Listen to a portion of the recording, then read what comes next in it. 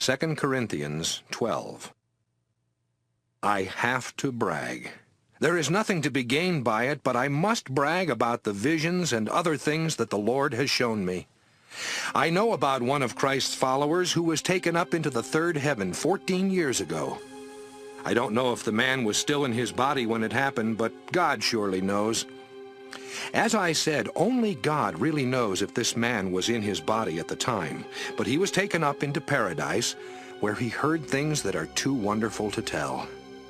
I will brag about that man, but not about myself, except to say how weak I am. Yet even if I did brag, I would not be foolish. I would simply be speaking the truth. But I will try not to say too much. That way, none of you will think more highly of me than you should because of what you have seen me do and say. Of course, I am now referring to the wonderful things I saw. One of Satan's angels was sent to make me suffer terribly, so that I would not feel too proud. 3 times I begged the Lord to make this suffering go away. But he replied, "My kindness is all you need. My power is strongest when you are weak." So if Christ keeps giving me this power, I will gladly brag about how weak I am. Yes, I am glad to be weak, or insulted, or mistreated, or to have troubles and sufferings, if it is for Christ. Because when I am weak, I am strong.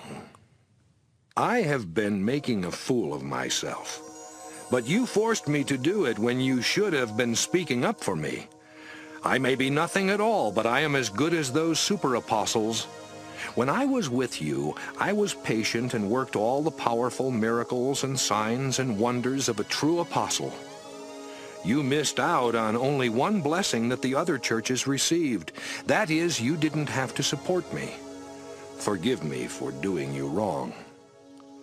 I am planning to visit you for the 3rd time, but I still won't make a burden of myself.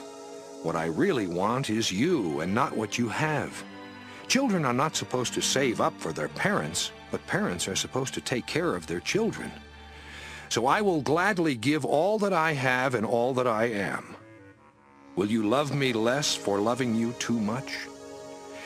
You agree that I was not a burden to you. Maybe that's because I was trying to catch you off guard and trick you.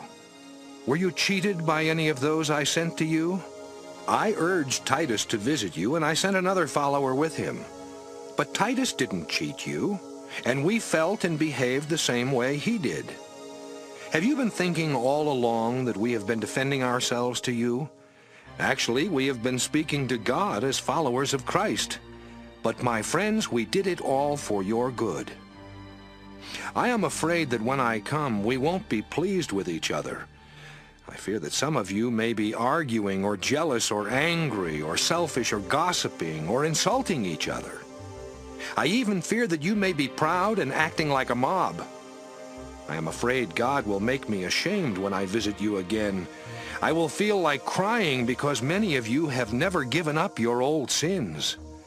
You are still doing things that are immoral, indecent, and shameful.